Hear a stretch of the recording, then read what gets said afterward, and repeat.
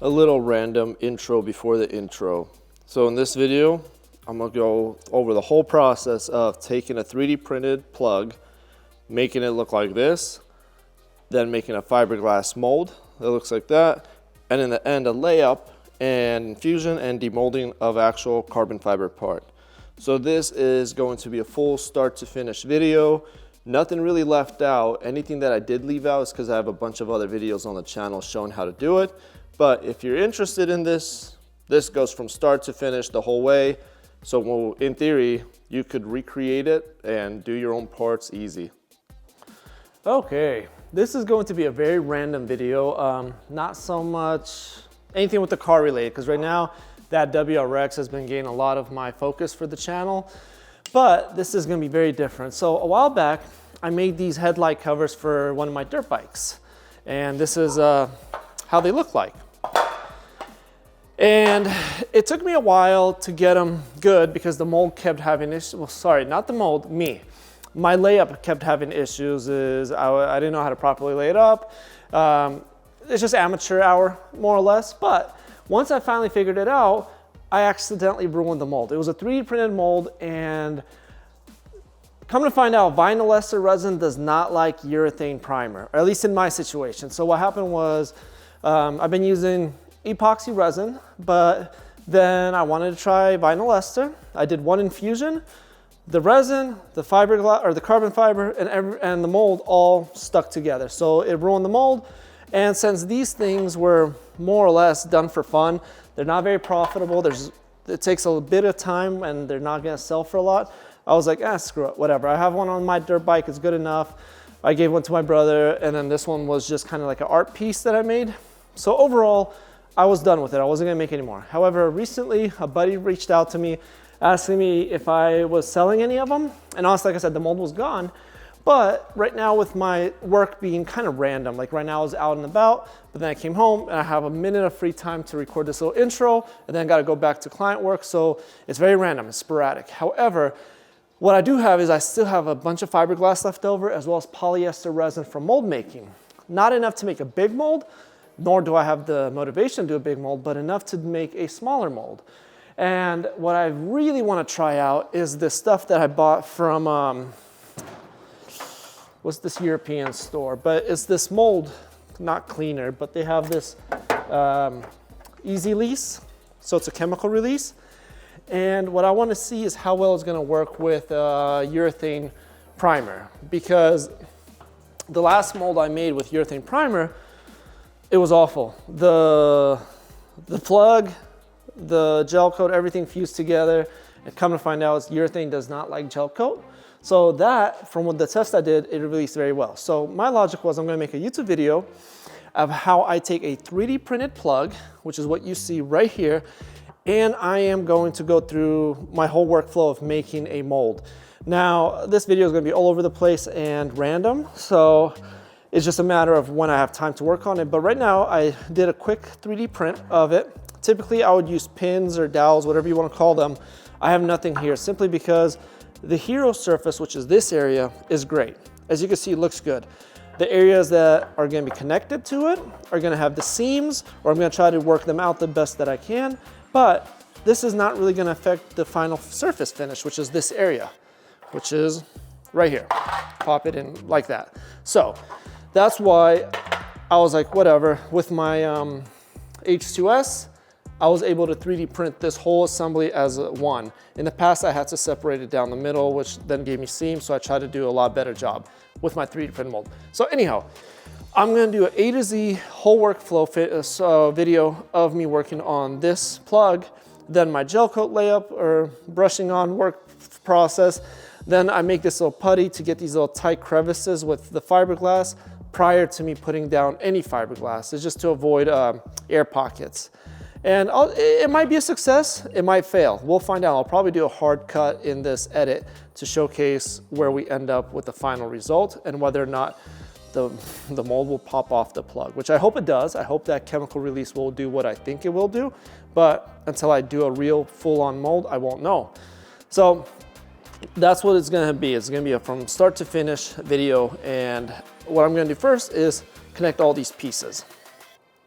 Okay, now to connect the pieces, what I'm gonna do is actually very laid back and quick process. Is I bought this plastic welder kit from Amazon. I think it was like 25, 30 bucks, not very bad. Really worked amazingly well for welding plastic, but I've been using it for 3D prints as well. And so what I'm gonna do is I'm just gonna put these pieces roughly the best that I can together, heat the sucker up and just plastic weld it. And I may sprinkle some super glue in on the front face of it, but overall, I'm not too concerned about it too much, because once I do the primer and do the first layer of gel coat, that's really it. Like, I trust that it's gonna be good enough to get me a mold off of it. And as you can see, the way I did the plug is I designed these little feet, so that way, when I'm doing the mold, it's just gonna sit perfectly flat. So I don't have to really stress about it folding and bending and such. So it should be a pretty simple process. Plastic weld all the pieces together and then scuff it up. But I'll record those steps as I get through it. I'm not gonna record the steps of me welding and all that junk just because it's a waste of time and I'm not trying to get view hours or whatever on YouTube. I'm just trying to share information. So I'll do that as I have time. I gotta go do work now, but I'll update as I go through this video with steps and progress reports. So here's a little progress update. I got the mold all plastic welded up on the back side, as you can see. Nothing really complex, just dabbing and welding and fusing. And then on the front side, I actually sprinkled in some super glue in the crevices just to kind of put it all together. Now, what I'm gonna do next is, and this I've never done, so it's gonna be either good or might fail, I don't know. I'm taking this little attachment for my Dremel, and let me see if I could focus in on it. But whatever, it's like a little rounded tip. And I'm going to actually cut out a nice line along all these seams. Like I mentioned, my seams are not on the hero surface, so I could get away with doing it because this is just the flange area. And then I saw a YouTuber, some video on YouTube, the way they recommend reels these days, using this stuff to fill in seams on his little action figure, whatever the hell they do. And so I figured I'd give it a shot. It was like 15 bucks on Amazon, something like that. Essentially, it's soft putty, but it's epoxy based. So I'm gonna just see what it does. I've never used it, so I figured great way to test it on this product, especially since it's not a mold, it's just a plug. So that's the game plan. I'm gonna Dremel out nice thick crevices and then use that putty to fill all that in and then let that cure. So I'm gonna cut this away and then I'll do a video update of how it looks before I start filling it in with the putty. Now that I got the seams kind of cut down with that Dremel tool, you can kind of see the crevice. It's not too thick, like not too deep, but it's enough to create something for the putty to kind of stick into. In all honesty, if this was a part that, if this was a real part, like a mold or whatever, and not a plug, I wouldn't even cut it. I would just fill in the crevices. I mean, I'm gonna try that. I don't know how well it's gonna work. Typically, I just use your standard putty for automotive purposes, but anyhow, so this is that. Now I got these air tools, and what I'm gonna do next is scuff up the whole surface so that way there's something for it to stick on. So this is just a 180 grit little disc, and the problem with this one, for example, see how it's like foam? So it's a little soft-ish. Wherever there's like thick layers of super glue, like right here, it's not gonna really take it down all that well. So I'm just using a standard sanding block anywhere I need to. But overall, the game plan here is just to scuff it up for the putty to stick to, as well as when it comes to the primering stage. So not too complex, nothing too crazy. So I'm just gonna sand that area down and then fill in all the crevices with the putty. So I'll just do another update video once it's all sanded down so you kind of see the surface finish I go for. And then we'll both see how well the putty works, because I have no idea. We'll figure that out here shortly. So have the whole thing sanded down now, and this is kind of how it looks like. Because this is dual orbit or whatever you want to call it, it is pretty smooth, even for 180 grit. There's some areas in here with the crevices, they're just very, very tough to access with that tool. It's too bulky, if you will. So I used just a little manual sanding block. Got these from Amazon. They come in various sizes, but this one's nice because it's got like a very tight crevice right here and then a rounded edge, so I was able just to finish off all the little areas needed. So anyhow, next step, mix up the putty and fill it in the crevices and let it cure. The one thing I did notice, and this is just because I was doing a quick edit on the CAD side, my flange right here, because I think my original mold, this was the flange and I added more to it. It has a very like tight, sharp corner. So I'm gonna actually see if I can use that putty as a way to kind of shape it and smooth that area out. Gets a little here, and this isn't too bad. I just want to have a smoother surface for the gum tape to attach to when I'm doing the final bagging step of the part. But anyhow, not much happening here, just sand it down, and now I'm gonna mix that up and see how well that works, and I'll just kind of update you as I put that in. Now this is the update on the putty getting applied in all the crevices. In all honesty, this thing is not, the putty, I don't like it. It's very annoying to work with. It sticks to your hands. It doesn't want to stick to the plastic. So this is more or less the first and last time I'm using it for my projects. I'm just gonna go back to using my automotive putty and the automotive body filler because that stuff does the trick. This stuff, I don't know what it's for. Maybe toys, action figures, that kind of crap. But for me and my automotive mold making stuff, it's dumb. I don't like it. But anyhow, I'm gonna let it cure because it needs to cure for 4 to 8 hours, something like that at room temperature. And then I'll see how well it sands. But so here's a little update. This stuff dried up. It's actually not bad. Like I did a little quick sanding test right here and it's pretty good to sand with. So what I'm gonna do is a mix of my Orbit sander, which does have that soft sponge, and then just manually sanding with just a little sanding block. And all I'm gonna try to do is just level this the best I can, as fast as I can, and then primer. It's, well, I mean, it's cold outside. It's like 30 degrees Fahrenheit, something like that. But it's sunny, so I really want to throw a layer of primer on this today, just because it needs time to cure, and the faster I get to the stage of gel coat, the faster I can actually make progress on the mold. So I'm gonna sand it. I'll do a little update video of how it looks all sanded, and then I'm gonna spray it down with the first session of primer. And here we have the updated version. So this is all sanded, and I actually just washed it down with some Dawn dish soap and a sponge, so that way I could get any particles, debris off of it. So I'm gonna just put it on its feet like this, because it has feet. I'm gonna let it dry off. And then after that, it's time for primer. So that's what it looks like now. I will say, again, because this was the first time I ever tried this, maybe for action figures and dolls and whatever those people print, this is fine. For me, I didn't care for it. It didn't really do anything like you would assume from epoxy, the word meaning, you know, something more sticky. But yeah, it didn't really do anything. It's not resin, I know it's putty, but in a nutshell, it's just overkill. So I'm gonna go back to using my glazing putty from the automotive side, as well as body filler. Those two elements work so much better than that for what I do. Again, for action figures and dolls, maybe this is amazing, I don't know. From what I've seen for my usage, this is just, it's more of a time waste because it's not as smooth and easy to work with as body filler or glazing putty is. So yep, I just want to try it. That was my quick little 2 cents review of that product. Not for me.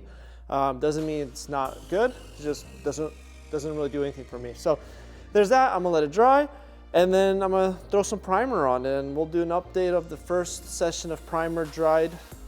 All right, it dried up. So what I did right now, before throwing some primer on it, I used this grip promoter. And I don't honestly know if it's even needed in this situation, just because this is a plug and not a mold.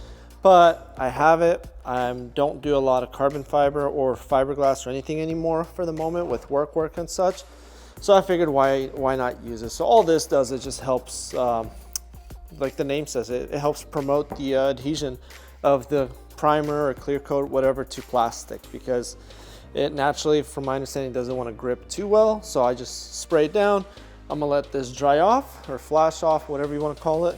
and then I'm gonna put some primer down on it, and that should take care of the project for today, because I usually just give it 24 hours to cure. And then tomorrow I'll be sanding it down, and we'll probably need one more session of primer just to get it nice and level. Okay, a little update. Here is the dried up first session of primer.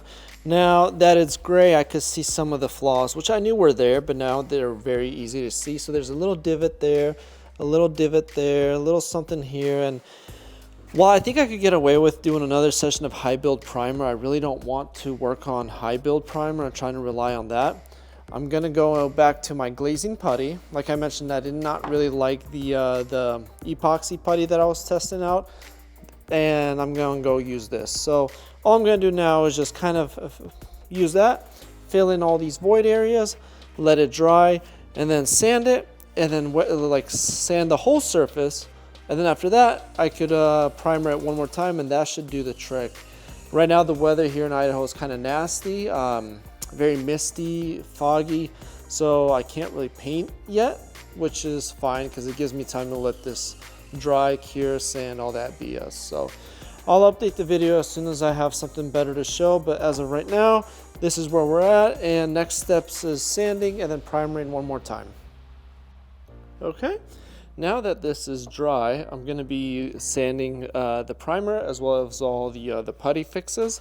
I did one little test yesterday over here, but overall, right now this primer has a lot of orange peel. So all I want to do is just kind of level it the best I can, as well as smooth out all these areas where I added the putty to fix any issues. I'm just going to use this box orbit 3M tool I have, as well as this round one. And then where I need to, I'll just manually sand it, and I'm doing 180 grit on all of them because I am going to primer it one more time, and then after that I'm going to go to final leveling, smoothing, and surface finishing the best I can before I apply the mold release and then the fiberglass and all the good stuff. So I'll do an update once it's all sanded down so you can see what it looks like before the final primer is applied. And here is the final sanded product.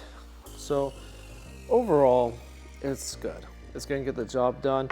There's a few kind of like divots, if you will, here and there, but with the next high build primer coating, that will resolve it. Now, what I ended up using was I used my flat 6-inch, I think, or this is 3. No, this is 6-inch on the main flange areas, and then I used my 3-inch round and square tool for all the areas around, as well as the main hero unit. And then in these little crevices where it was really hard to access the edges with the air tools, I used these little sanding blocks as well as just normal sandpaper. Again, I'm no body shop expert. I'm no expert really at any of this. I'm just kind of sharing my workflow, and so far it has been working. But if there's better ways to do it, I'm sure many people know them who are professionals in this industry, and if you feel comfortable sharing, I would love to hear it out, just because it helps me improve, and more or less anyone who might read the comments. It's good knowledge to share for all of us to learn together. Okay. So here's my final primered version, and I'm very happy with how this looks. So now it's time to start going to the final sanding before I start putting the gel coat on. So here is the dry coat guide that I was mentioning that I'm going to be using. And I got this off Amazon, fairly inexpensive, and this is way better than what I used to do, which was rattle can like a guide coat. So all I'm gonna do is just gently brush this on, and the trick to this too is the surface has to be dry. If it's wet, it doesn't really stick well, but the beauty of it is you can wet sand with it. So I'm just gonna apply this real quick and then start wet sanding away. So there we go, the guide coat's applied, and now I'm just taking 800 grit with a sanding block. And the reason why I don't want to use any power tools right this moment is because the surface area isn't large, and I don't want to risk breaking through the primer and having to deal with the 3D print and such. And so I could have better control just doing it by hand. And as you can see with the guide coat, it makes it so easy to really see where I have and have not sanded. And because it's dry guide coat, unlike the rattle can method, I could start sanding immediately. I don't have to wait for it to dry. So in terms of time, it's a huge time saver. And what I like to do is just gently sand away until I don't see any black dots, and then start working my way up to finer grit. And since this is going to be the final surfacing or sanding, I'm going to work my way up to 3000 grit, and that will be ready for polish, buffing, and then applying the gel coat to make the actual mold. Okay, so here is the first session after sanding, and you'll find like in these crevices, that's where it gets a little harder to just get in and sand. But what I'm gonna do anyhow when I go to final and make the gel coat mold is I'm gonna sand that anyways. So this will be the opposite and the easy access point. So that's why, even though it's a little, I guess you could say noisy or grainy, based on what I'm seeing from the guide coat, I'll be able to fix that on the gel coat mold side. So overall, pretty good and smooth. And like I said, I used my block sanding, but then for the flanges I actually just used just a normal sanding wheel. Now what I'm gonna do is, now that I got the foundation done, I'm gonna go up to 1500, and I'm actually gonna use this tool on most of it. So I'm gonna use that to sand 1500 to get rid of any more scratches, and then move up to 3000. So the same thing, I'm gonna take the guide coat, apply it to the surface, and then sand away. So now this is something I'm gonna try. So here's my 1500 sanding 3-inch disc, and no, it is 1500, I think. 1200, I think it's 1500. Anyhow, it doesn't matter. Oh, it is, it's just inside out. So anyhow, it's very hard. So what I did is I bought these little pads. They're like cushion pads, and what it allows me is to put the pad on that, and now this on my orbit. So this way, when I'm sanding with that tool, it's not super aggressive on the surface, and it conforms around edges and stuff. So just a little something I want to share how I'm going to approach this method. Now a little update. Got this little area fixed this morning. This is how it's looking so far. So the last thing I'm going to do is I'm going to apply one more guide coat, and then I'm going to use the 3000 grit pad to finish it off. And after that, I'm gonna buff and polish it. And I mean, it's primer, so it's only gonna be so reflective. And then of course you can see some of the 3D print shining through, but overall, I'm just gonna do that just because why not? And then it's time for the mold release and gel coat. So almost ready to start making a mold. So here is the final mold surface. I cleaned it with the Easy Composites MC1 mold cleaner. I use this on all my molds, works very well. So now the next step is to apply the Easy Lease. So this is the one that I'm gonna use, and I still don't know whether or not this is gonna be successful because of the urethane primer. I hope it will be, but we'll find out. I actually bought it for mold making, so if it doesn't work, then that's a damn shame. But the mold cleaner, I use it after making parts, and that works very well regardless. So I'm gonna take this, just put it on a little piece of paper towel, and gently apply the thin film as the instructions say. And they mentioned for new molds, apply 6 coats. This is a plug, it's not a mold, but I'm gonna do the same exact logic as apply 6 to 10 coats just to be safe, because I do want it to demold. And after that, time for gel coat. But this does say give it 15 minutes to kind of dry off and evaporate between sessions. So it's gonna take a little bit of time, but that's the last step. And then, yeah, gel coat and fiberglass. So now that the mold is done, it's ready for the gel coat. I figured I'd go over quickly what supplies I'll be using. So from US Composites, I'm going to go with the orange tool and gel coat. I have some styrene in case I want to thin it out a little bit. We'll see how that goes. And then once the gel coat is done, I'll be using their tooling resin. And what I'm gonna do is use some of this stuff I bought from fiberglasssupply.com, and it's gonna make a thick, gooey resin compound that I'm gonna use to fill in the crevices over here just to give it a nice little rounded bevel. So when I lay down the fiberglass, less risk of air pockets. After that, I have a 3D printed mixer that I'm going to use for mixing the supplies. I have a bunch of them. I got a little roller to thin out the, or lay out the fiberglass to remove air pockets. Some of these little things to get the styrene, some gloves, cup, and the basic essentials. And then as far as the fiberglass supply goes, my first layer or two, I'm gonna use this veil that I got from the fiberglasssupply.com website. And then the other layers are gonna be the 3/4 ounce mat and then 1.5 ounce mat. And then that should take care of that. So not much to it, not crazy supplies. This stuff I got from US Composites, this stuff from fiberglasssupply.com. And then to finalize it all, I have my little handy dandy calculator that I made, which allows me to just put in how much grams of resin, percentage of MCAP. It gives me the total amount of cc's of MCAP. And then same thing if I was to add the styrene and wax, which is going to be the percentage of grams and how much to use. So nothing too crazy, not sponsored or anything or affiliated with any of these companies. They're just great prices and great products. So I figured I'd share in case anyone's interested. And then, yeah, so about to start laying down the material, and then I'm gonna have this on, so not much talking, or very minimal, probably hard to hear, but I'll have the GoPro going and kind of focus an overhead view of my workflow and process of applying the gel coat and how I do it. All right, now to get started. So this is a very messy process. So I put down this little tarp thing, got from dollar store. And now to mix up the gel coat. Now I don't do a lot of molds, so I don't really have a recipe or understanding of how much I need. So I kind of BS my way through it. So I just kind of eyeball it. So that might be a good starting point right there. And this stuff is a very messy process. So I usually like to have a napkin around. So we got 122 grams of gel coat.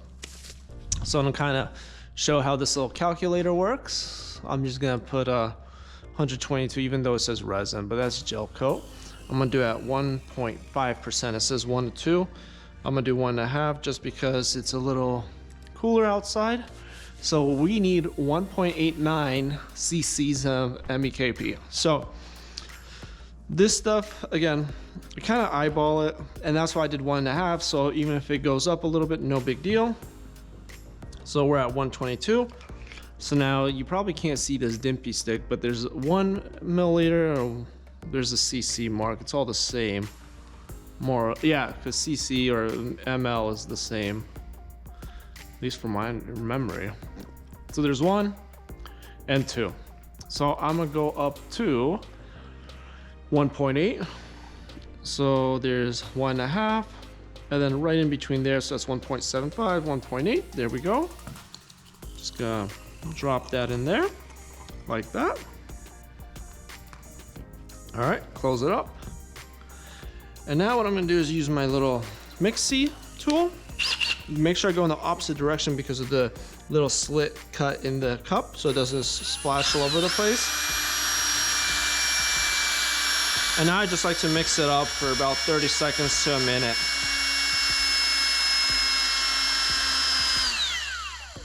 And my battery died, so perfect timing, of course, while recording. And this is, again, a tarp made for disposal. And now what I'm gonna do is I'm just gonna pour it on top of the surface. And now gently kind of brush it around and start placing it on the surface.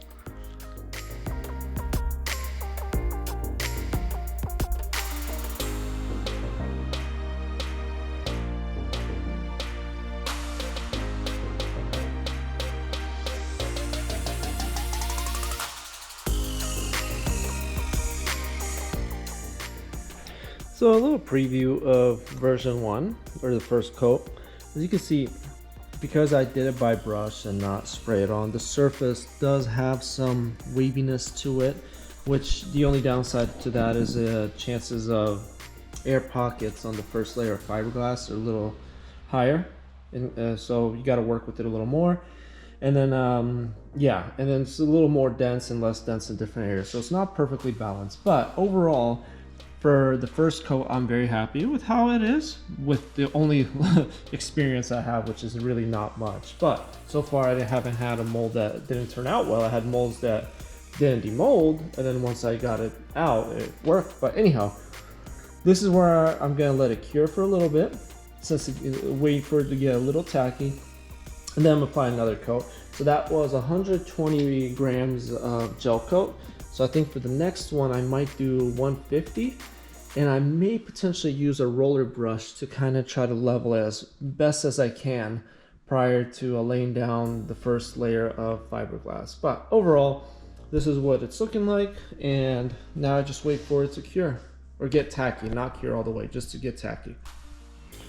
Okay, it's been sitting here for a little bit, and now it's tacky. It's still in some areas where it gets thicker, it comes off, but overall it is pretty tacky to the touch. So what I'm gonna do is, because I don't want it to dry up somewhere just to overdo some other areas, I'm gonna start my other coat, and I am gonna try to use the roller, see if that helps level it as best as I can. But anyhow, I'm gonna do another session of gel coat to lay it on a little thicker, and then it should be good and ready for the first layer of fiberglass as soon as that gets tacky. So almost ready for the final stage for today, which is going to be the first session of the veal, and then I'm going to let that cure. Actually, I might do 2 layers of veal, but we'll see. And the other thing is, because it is 67 in the garage, it's a little cooler, I am going to do 2% MEKP just so it dries up a little faster, because it's been here for about 40 minutes now, and if it's only now getting tacky, it means it's just a little too cold and a little too slow. So I'm gonna just add 2% MEKP, add 150 grams of gel coat, and we'll see how that looks here in a minute. Okay, got the second layer applied, and I tried the roller. It didn't really work that well, so I went back to the brush. I hate how you can see the brush strokes. I'm not a big fan of that. It is what it is.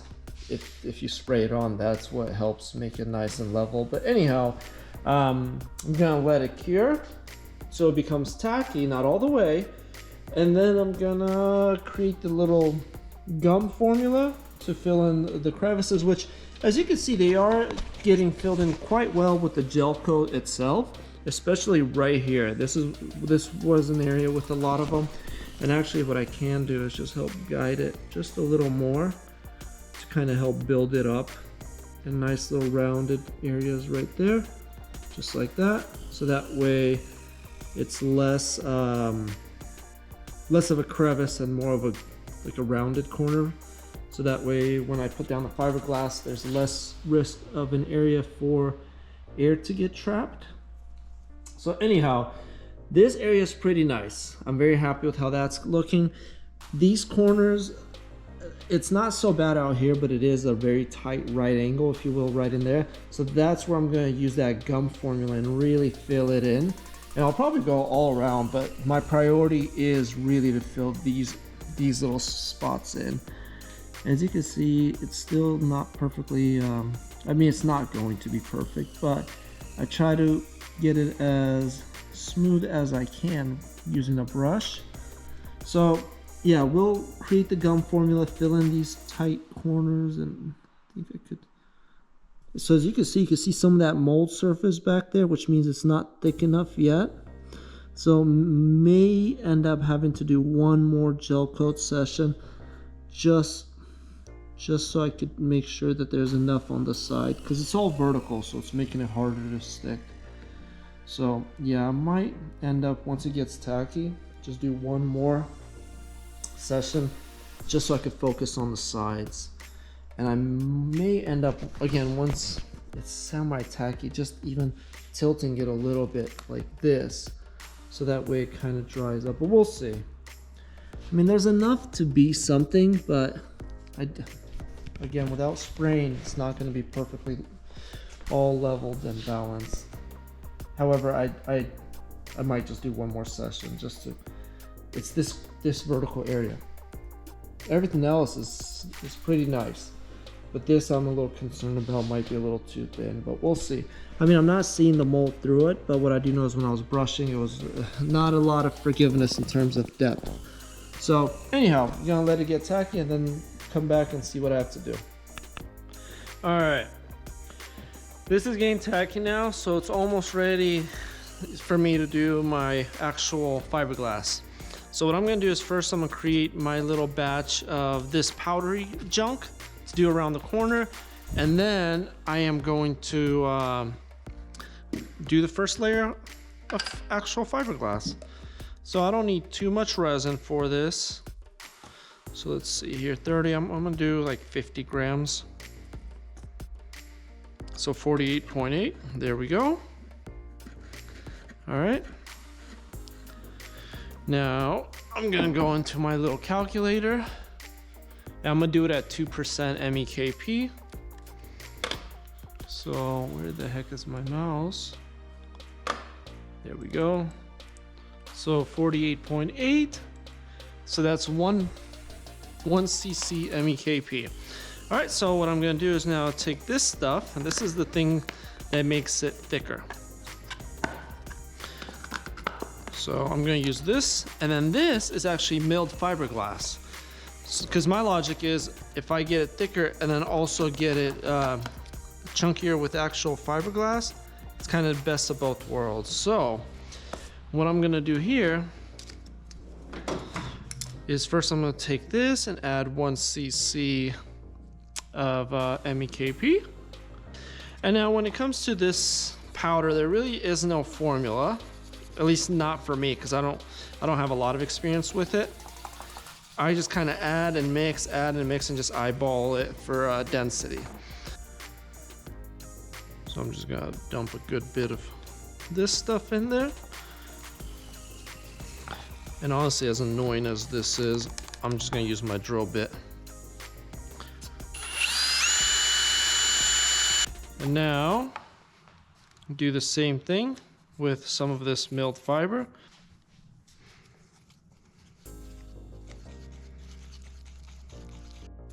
So here they are.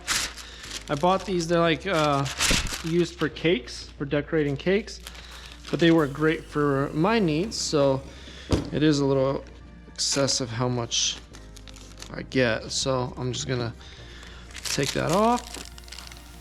The weight, add it up real quick.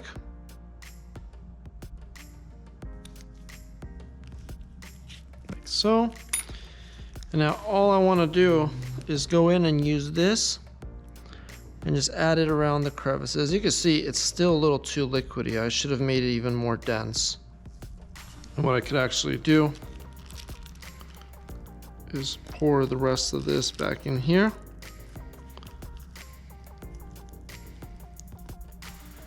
Just add a little bit more of my powder. All right, added a bunch more, and good to know for the future. This is more or less what I was hoping to get. As you can see now, it's like a putty. So let's try this again.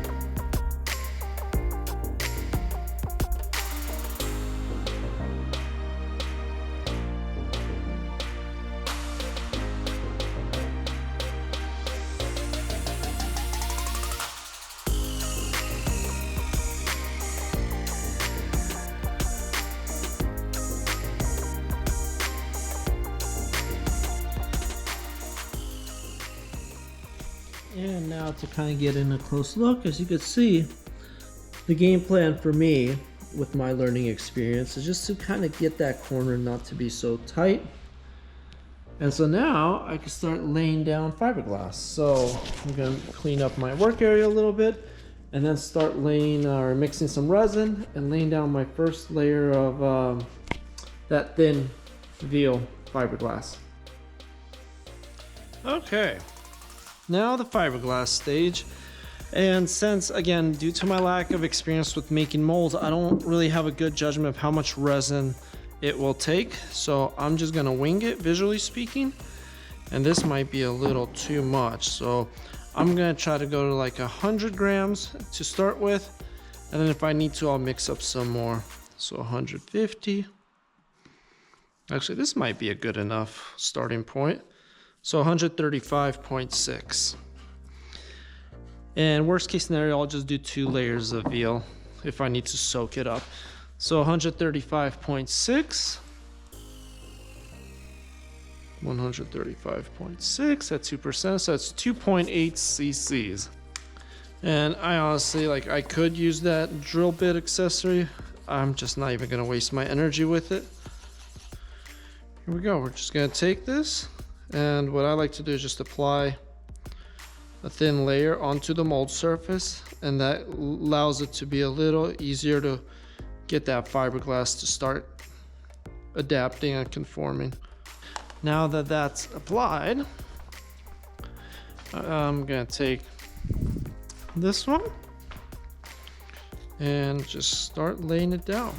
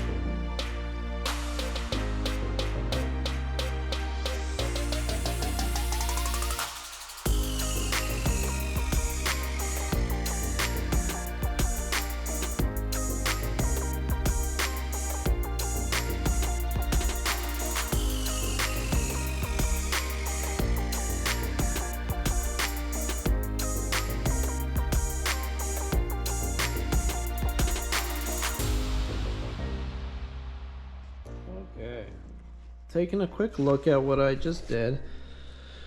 I was rolling out any air pockets and bubbles and just leveling the fiberglass overall. Trying to keep these corners right here to have that little bevel to them, so that way the next layers with the thicker fiberglass will be easier to lay down. You can see a lot of that putty being stuck in the crevice, which is okay. That was the game plan. Overall, I think it's going to be good.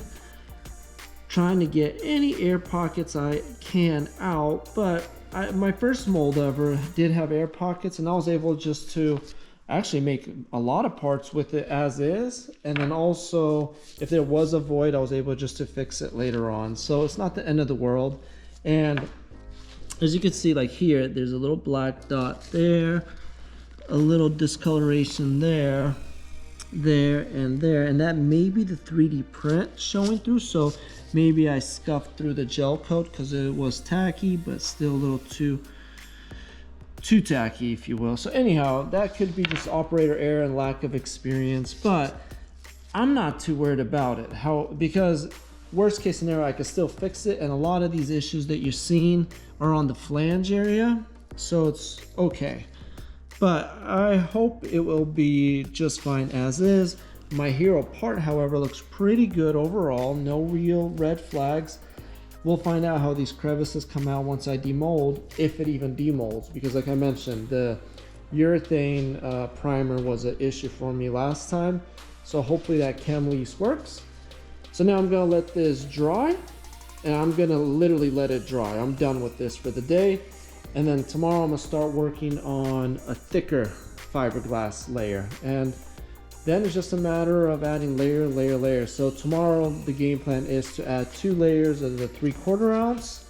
And then after that, it should be thick enough to start adding the 1.5 ounce layers, which maybe 2 or 3 sessions. And then after that, the mold is done. So we'll see how it comes out. I'm about to throw this in acetone so it doesn't get ruined.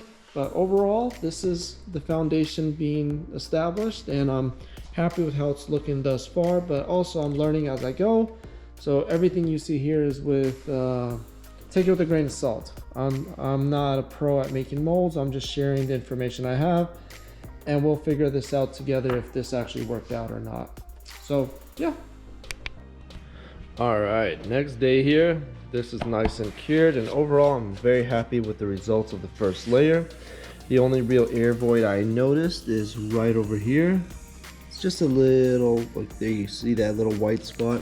That's about it. Everything else is fine because that's the putty that we created for the corners. So overall, very happy with the first layer based on my knowledge.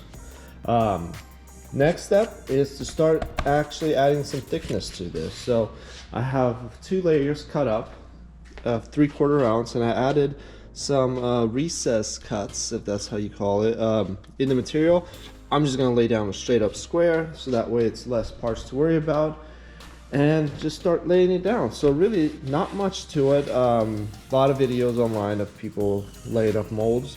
So what I'm gonna do is lay those up, do the same process of the rolling. It's a rinse and repeat kind of workflow, and then I'll just do a little video update of once that's on the surface, because honestly I don't need to milk the video tutorial or a video breakdown, whatever you want to call this, of how to take material, put it on here, and dab it with resin.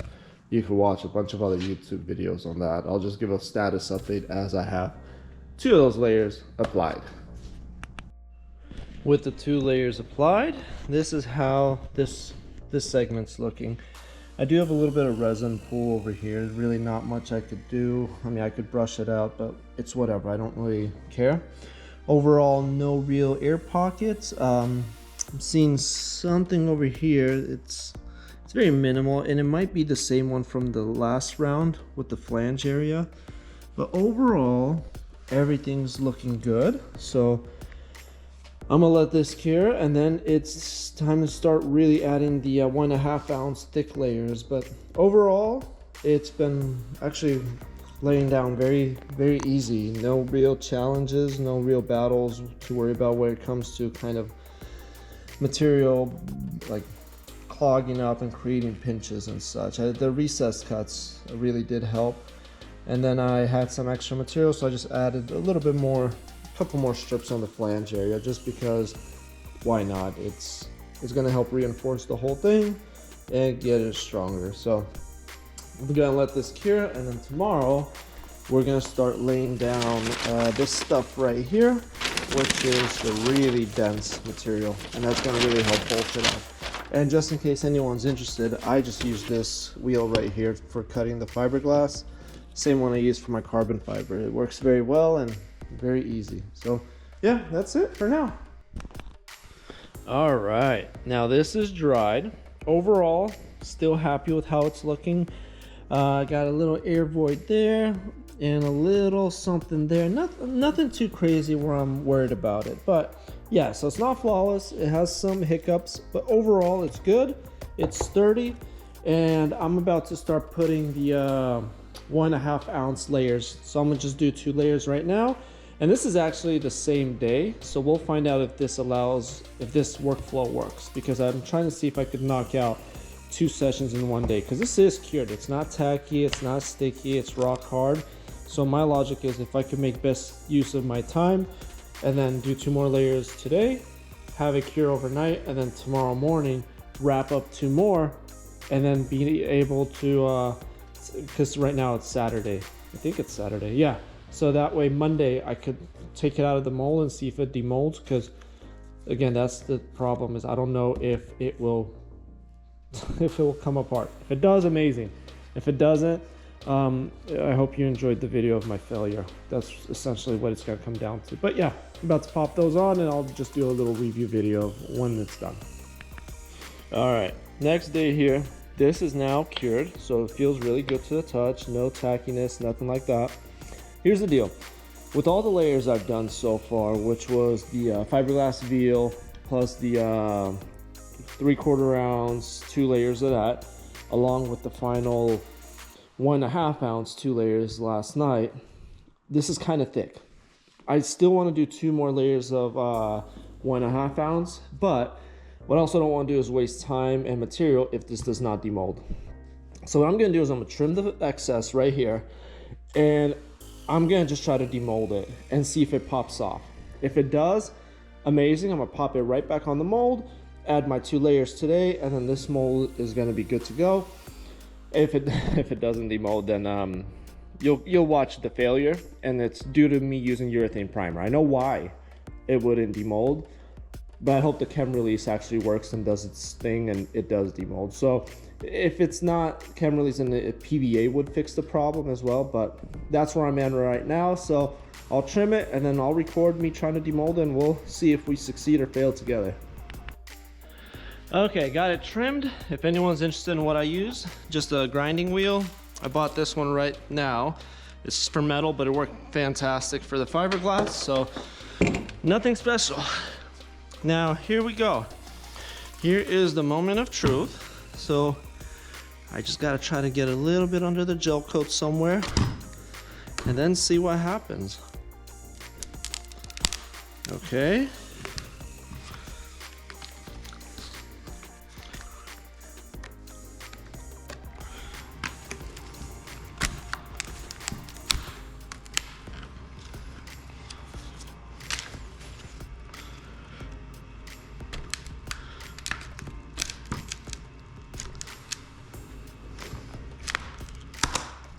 Okay, so far so good. Honestly won't know until the whole thing is out, but this is way better than my other molds that got fused. Here we go. It popped off. Okay. The plug looks really good. And the mold, okay, this is awesome.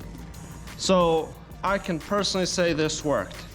Now, the reason why I could say this worked, let me show you what happened where it did not work. Here's one of my molds that I finished finally cleaning up, but I'm not really making any more hats right now, so it doesn't really matter.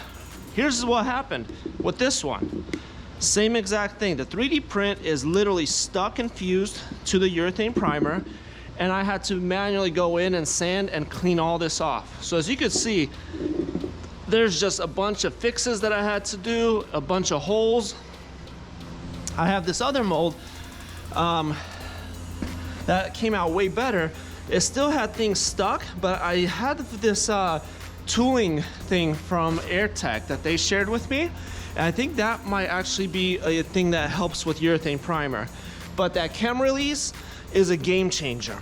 That actually worked amazingly well. So I do apologize for the long video on this, but that's why I am excited, because I just proved to myself that it works. And that's the way I like to learn, is from personal failures. And I'm not gonna lie, this mold is pretty thick. Like, it's not bending, so I don't necessarily need 2 more layers. I'll do it just because, and then that way I could add this last thing, which is recommended, is surfacing wax, because this is not added into the resin or gel coat by default, which is good.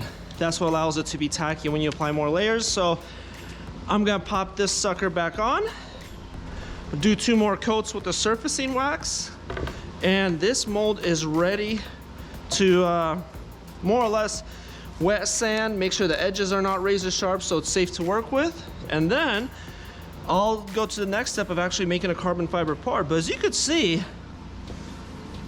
overall, it's awesome. So I'm gonna clean it for sure. I'm gonna wet sand it and level it a little more. This hero surface is good. The flanges, it's all right. It's a little wavy as you can see, but it demolded, and demolded very well. I could see a little bit of like, I guess you could say layer lines from the 3D print. But again, I'm gonna sand it, so that should help fix any of those little hiccups. But overall, it's amazing that it demolded without damaging the plug. And that is a game changer for me and urethane primer and my mold. So very happy. Now I'll just do the final 2 layers of the 1.5 ounce fiberglass with the surfacing wax added to the resin. And this project is complete on the mold making stage. But yeah, awesome to see it come off, and come off without damaging the actual plug and having a bunch of primer stuck to it, which was the big no-no for me last time. Amazing. All right, now we have the finished mold step 1, if you will. So I just finished trimming it outside, and these corners are obviously razor sharp. Not razor sharp, they're very sharp. So they're very hazardous right now. Not even all the way. As you can see, there's some excess there. And then the back side, while it's smooth, it's still easy to get splinters here and there. So what I'm gonna do to make it so it's easier and safer to work with is I'm gonna use this 80 grit sanding block. I'm just gonna round off all the edges as well as this right angle. That way when I'm bagging it, this doesn't accidentally penetrate the bag. And then I'm gonna use this red Scotch-Brite to just scuff up and sand the best I can the back side of the surface. So that way it helps remove any potential splinter issues. So that's gonna be step 1. And then after that, step 2 will be actually going in with, I'm gonna try to start with 1,000 or 1,200 grit and start fixing all these little flaws that happen just because of the 3D print bleed through, if you will.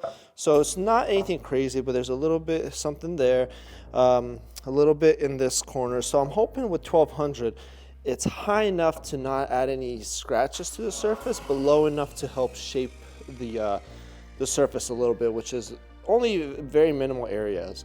And then after that, I could work up to 3,000 grit and then buff polish this mold. And it's gonna be ready for waxing and laying up my first carbon parts. Just wanna share an update. So here it is, how I sanded my edges. As you can see, it's not a crazy bevel, but it's definitely not a tight corner. So that way my vacuum bag won't rip during the process. Scuffed up the backside, nothing too crazy, just enough to get rid of any like sharp, jagged fiberglass strands. And now I got my 1500, that's what I had. I didn't have 1200, so I'm gonna try with this.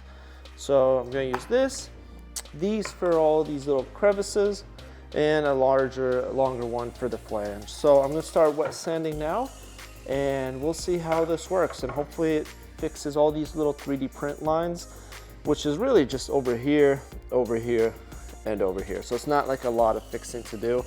And yeah, so I'm gonna work on adjusting that real quick, and then I'll give an update of how things are going. 1500 does seem to be getting rid of the flaws that I had. So it's almost smooth. Next step, what I'm gonna do is I'm gonna apply the guide coat to this, and then I'm gonna use 1500, but now I'll be able to see where I did and did not sand, because you can see there's some glossier areas than others, which just indicates that there are missed spots. But that's again because I was just trying to see if it would work, and it does.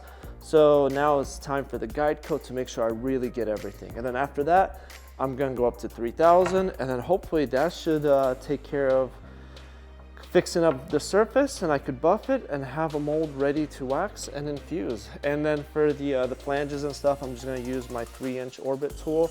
That's just gonna speed things up. But yeah, I'll share an update once I'm done going up to 3000, simply because it doesn't really matter at this point. The end result's the hero thing. And we are done. Here is the final result. It's not flawless. It's got some waviness to it, but you know what? This is still my best mold so far, and it will 100% work to make the carbon fiber parts. So now the only last steps left is to wax it and then do a layup and then infuse. But overall, very nice gloss finish. As you can see, my t-shirt reflecting in it, the lights in the garage. So overall, should produce some really nice parts and should be airtight. So yeah, next step is to wax it and do a layup. And in case anyone's interested in what tools I use, so I just use the Sonax Cut Max and Perfect Finish, along with these two pads and just my standard air tool. I actually bought a very, it's not very expensive. I think it was like $300-400 bucks. So for me, it was very expensive, but in context of other buffing tools, there's probably a lot more expensive options. What I've learned from personal experience is something like this works amazingly well.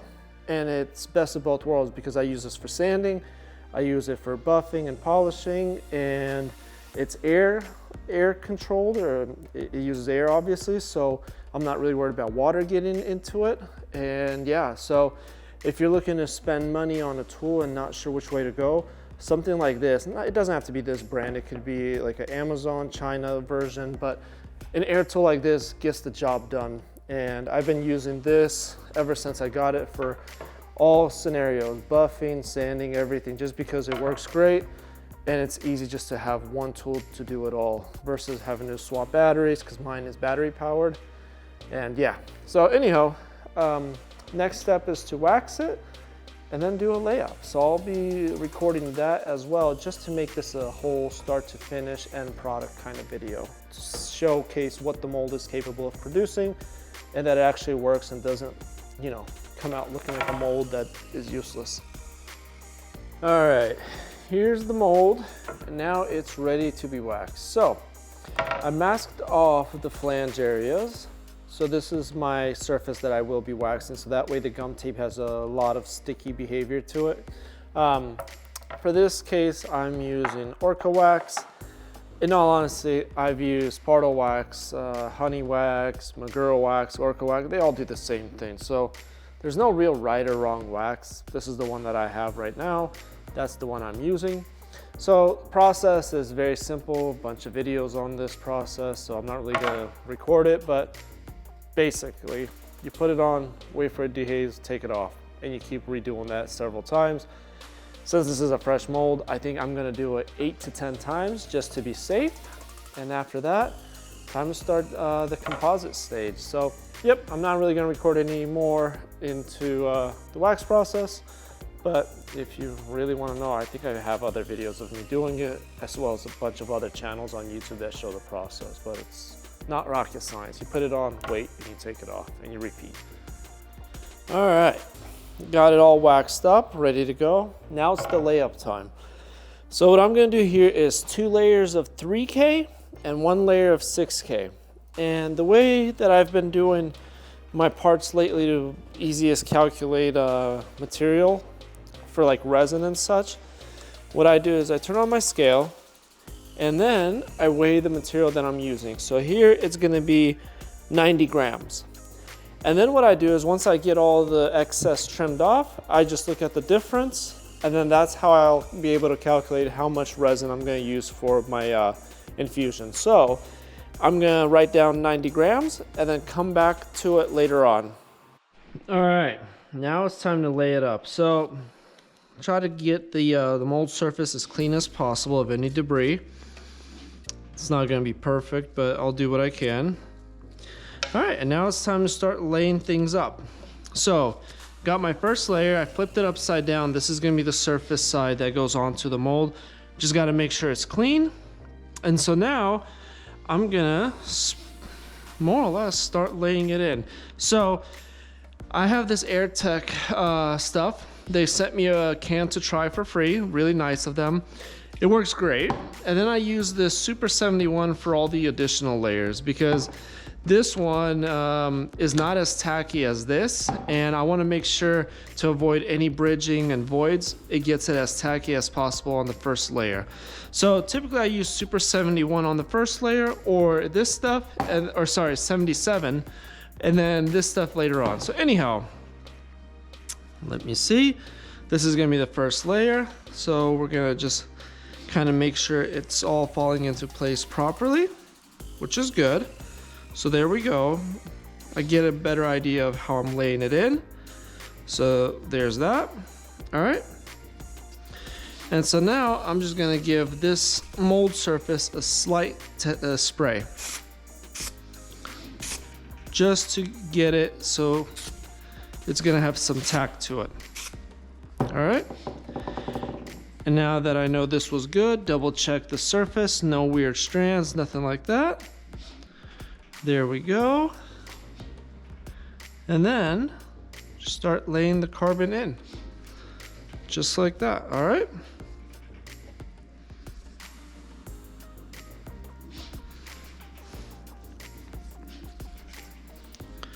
And with these lights, I'm just starting in the middle and working my way out. And in the past, when I've done them, I actually had a template that I printed, which made it a lot easier to cut the material. But in this situation, I'm just gonna wing it and see how it comes out. All right, so now as you can see, I could cut it down the middle to relieve some stress like that, because I don't really need it. Okay. There we go. Conforming nicely.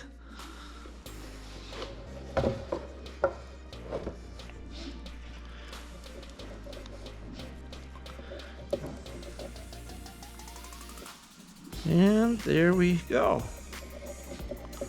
Just like that. Now what I'm going to do is just cut it over here. Like that.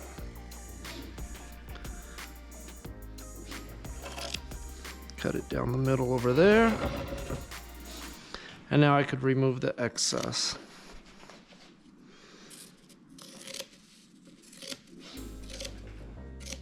I'm trying to minimize as much debris that falls into the mold as possible so I don't get any weird hairs or fibers, but I definitely don't want all this extra material either.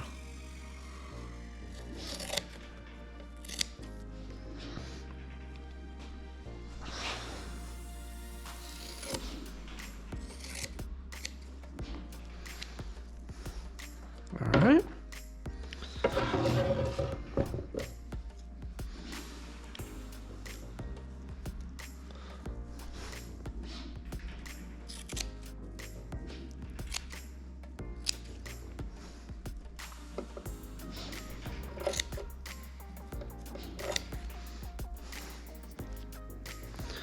And then to minimize risk, I'm not gonna try to cut as much of it as possible. I'm just gonna call it good right there. And this will actually give me a little extra material to grab onto during demolding.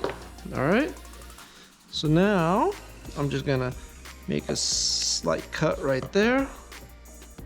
So that way I could position it on the flange area, and everything is feeling nice and solid. Like so. Then I'm gonna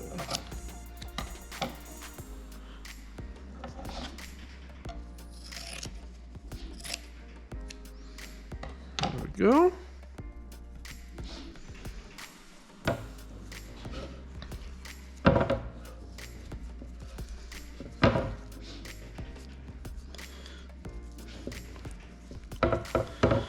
And as you can see, it conformed very nicely. So now just repeat the same process on the other side.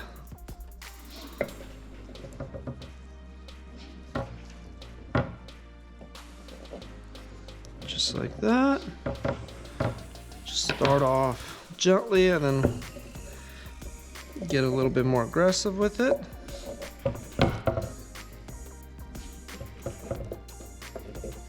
All right.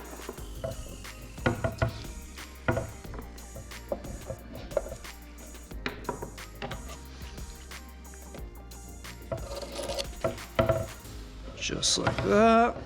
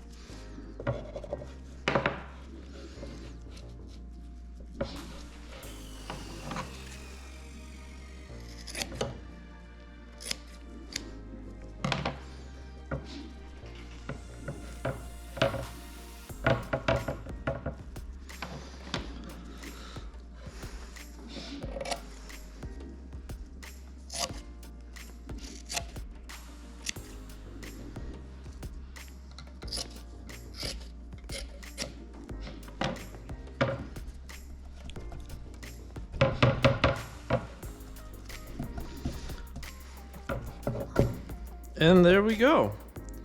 Just like that, the first layer is done. All right. Now I just got to go in, make sure there's no weird lifting anywhere, nothing like that. Everything seems to be decent. We won't know until we pull the part out, but there we go. All right. Shake that off.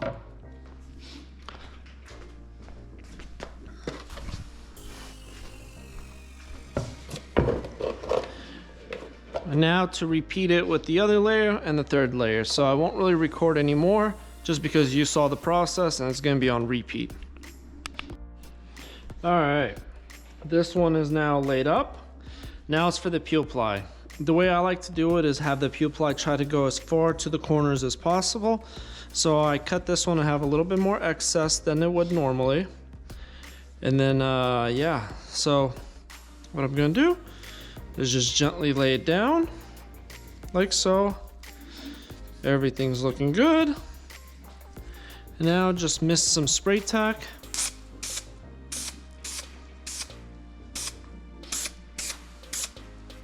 There we go. And just work it in.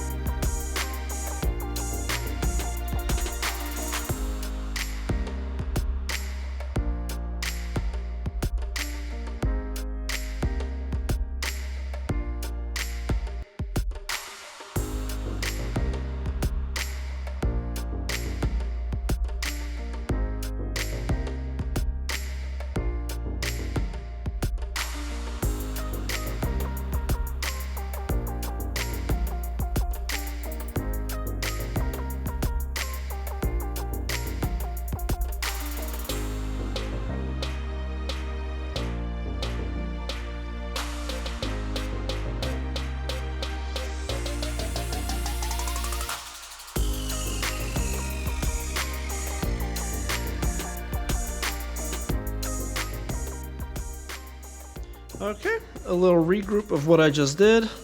So got the peel ply on. It's a little sloppy looking, but you know what? It's as good as I could get it. Just kind of quickly going through it. I don't want to overthink this part because like I said, the profit margin on these isn't crazy high at all. So time is money and I'm trying to minimize as much time I spend on the layup process. So we'll see how the results are going to be. Kind of chopped it up just so it conforms the best. This had a little exposed area, so I just add another little strip. So now it's time for the flow mesh, and then it's pretty much time to infuse. Okay, got the flow mesh applied. So my game plan is I'm infusing from this side. This is going to be the resin feed side. The vacuum line is going to be right around here. So what's going to happen is the resin is going to flow, and then because there's no actual flow mesh here, and it's going to be sucked right up here. It's just going to naturally flow over to the sides because there's flow mesh there. And then once it starts hitting the carbon fiber, I could close it off. So now I have, this is all the excess that I cut off. Now I got to figure out how much this actually weighs, so that way I know what it is that I am going to infuse. So we're gonna put this over there, just like that. Grab all this material. All right, and now we're gonna throw it on top of this. I'm being very sloppy with this. All right, so we're at 39.5. So we're gonna do 39. So we had 90, so that's 60 grams of material. And I do times 1.6. That's what I've noticed, or yeah, 1.6. That's gonna be my go-to for the calculations of how much resin I need. So I'm gonna do 60 times 1.6, and that's gonna tell me my resin amount. And now I'm just going to get my hose set up, get the bag ready, and get that laid up. I mean, I have a bunch of videos on that process as well, so I'm really not gonna spend much time recording at all. So you'll be able just to see the end result before infusion, and then as well, if you wanna see the bagging, just look at one of my other videos, because there's a bunch of them on there. So that's about it for now. Okay, moment of truth. Got it all bagged. Got my pump going. It's been a while since I had this out, so it took a minute to get everything set up. So I'm gonna turn on my little gauge. Here we go. And now we're just gonna open it up and see what happens. So what I wanna do first is just kind of lay out the material, so that way it's the best that it could get.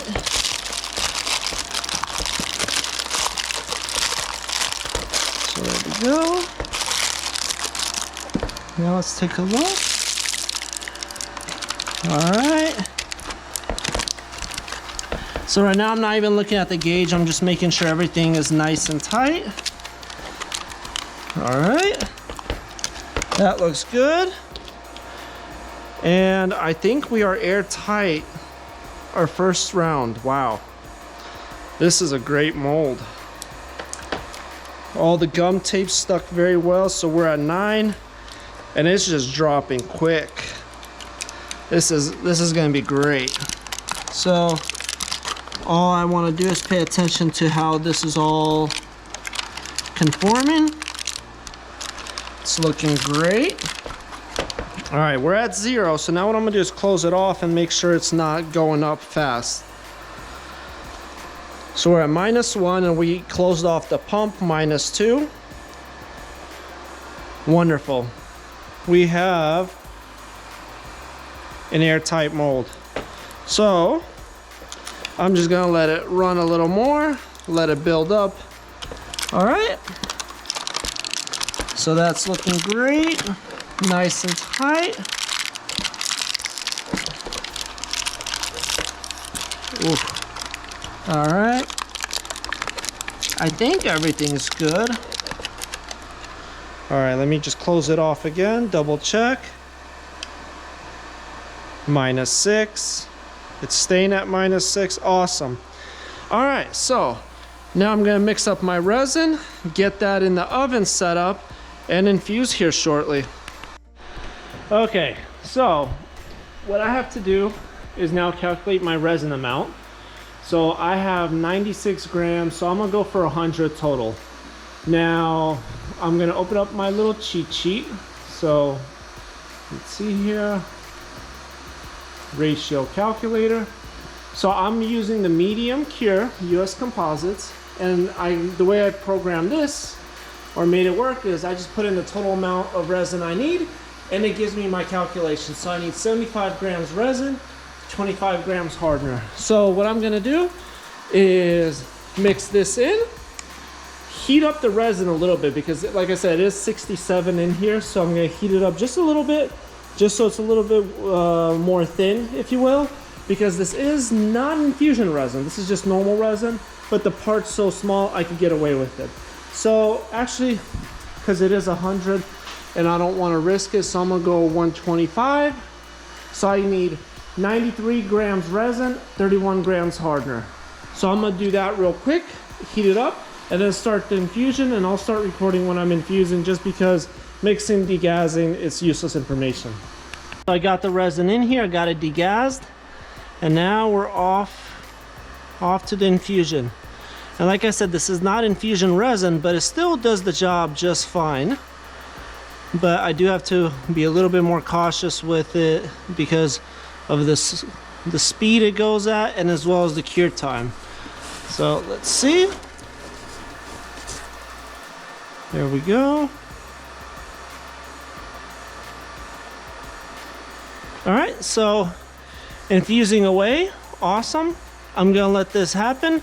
Not really gonna record the whole thing because it's just an infusion process.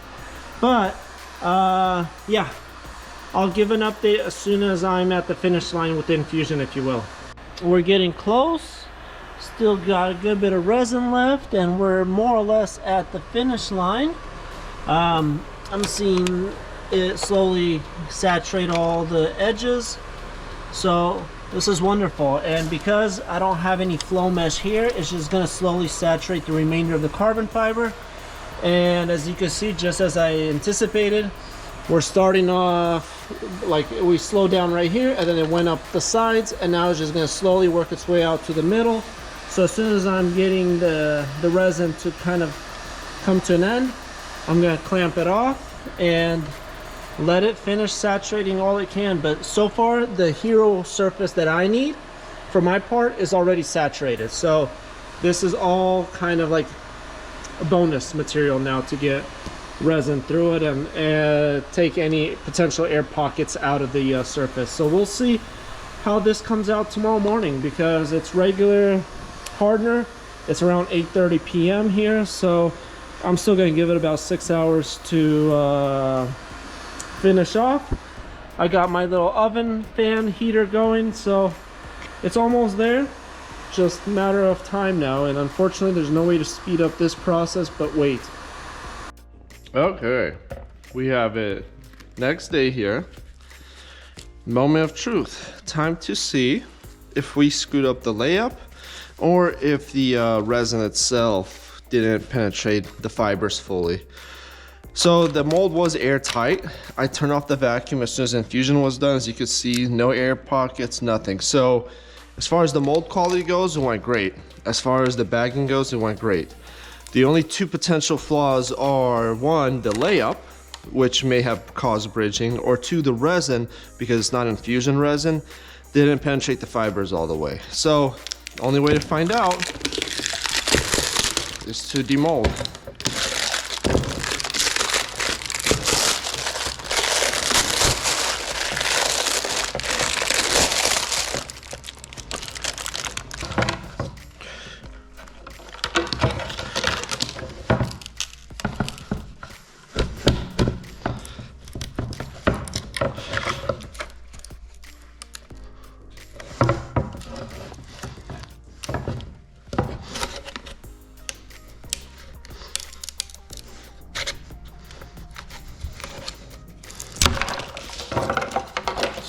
All right.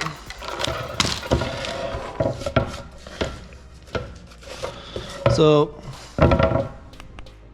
the first thing I always like to do is make sure there's no damage to the mold, because of course this is all the time we just spent. The fact that it's got stains and stuff, not a problem. We'll be cleaning it here shortly. But here it is, moment of truth, to see what the first part out of the mold looks. Now, I only waxed it 5 times, so that is probably why it also was a little annoying to take out. The other thing is it does have a negative surface area right here. So it does have slight mechanical lock, but because it's such a thin part, that's why I'm not too worried about it. But here we go. Moment of truth. And just like that. So typically when I used to make these in the past, and I'll show you because I know exactly where my problem areas were, but this is what's exciting. So here they are. So we're gonna end the video after this because I'm not gonna spend any time clear coating this one yet, just because it's really cold outside, but that's a good one. So when I used to make these in the past, the problem I've had was bridging right along here, as well as in these areas because of the layup process. So I've been slowly improving with my layup carbon fibers. And now as you can see, this one actually looks really good. So I'd say this is a success. First part, first pull, first everything, and it's awesome. So now it's just a matter of trimming it, scuffing it up, clear coating. But there we have it. Mold is good, part is good. I'll do one more section of this video is how I clean my molds, and that will wrap it up. All right, now that the part is done, last step is to clean the mold, get it ready for the next part. I'm not gonna make a next part right now, but if I was, regardless, this is still what I do every time I pull them out. So I use this razor blade, and it just works better than the plastic stuff just because some of these resin bits are actually stuck to the surface. And so the first thing I do is I go in and I clean off as much of it as I can. And this is just to help it prevent penetrating the bag on the next layup, because some of these things do get a little sharp. And so all I do is just go around just like this and just take as much of the old resin off as possible. Trying not to scratch the surface of the mold. I use the MC1 mold cleaner, and this stuff works really, really well. And I just have paper towels that I just cut up into little squares, so that way I just have a bunch of it to use. As you can see, like, look at how well this is just coming right off. All the old gunk, all the old goo.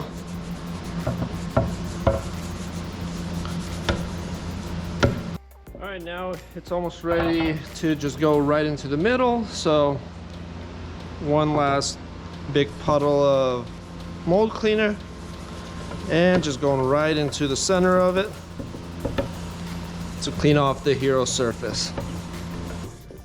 All right, and there's that. The mold is cleaned off. You could use another cleaner solution if you want. Typically after I do this, I still go in, I wax it a few times, so that makes it nice and smooth and clean again without the little lines. But overall, the mold is nice, clean of all the debris. Unfortunately, it's never gonna look as good as new anymore, but it's good to go. No real damage besides I mentioned where the wax was not applied because of how the masking tape was. It was just, I put a thick layer of it on just because I didn't know how much flange I needed to use. So pros and cons to that, but if you want to wax the whole thing, you can. It's just I don't know how well the gum tape will stick to it. This one stuck perfectly well with absolutely zero air leaks during the whole infusion process and after me turning off the vacuum. So there's that. All right, there we have it. It is done. The whole process, 0 to hero, if you will. Kind of cheesy saying, but anyhow, yes. Start, middle, finish. Hopefully this helps someone out there. I know it's not a complex part, but the concept here is to show the whole workflow. That you can take a 3D print with some not expensive materials, some urethane primer it, smooth it out, shape it, then use the chemical release, which is very important. If you use wax, this will not work. You will fail. But if you use chemical release, it will work. At least the one that I used. And then after that, you have your gel coat. I go through how I clean, smooth, sand, all that BS. And then finally, the layup, infusion, and a final product that actually looks good. Just needs to be trimmed, scuffed up, and clear coated. The only thing I'm gonna do in the future is I'm gonna try to do in mold clear, so that way I could avoid this step of having a clear coat part. Because if I could do in mold clear, that means I could knock these parts out a lot faster by taking them out, trimming, and adding the mounting points and shipping. Obviously some wet sanding to help level if needed, but overall that is the game plan. So hopefully this helps, and yeah, if it doesn't, then find a different channel. I'm not for you. It is what it is. Bye.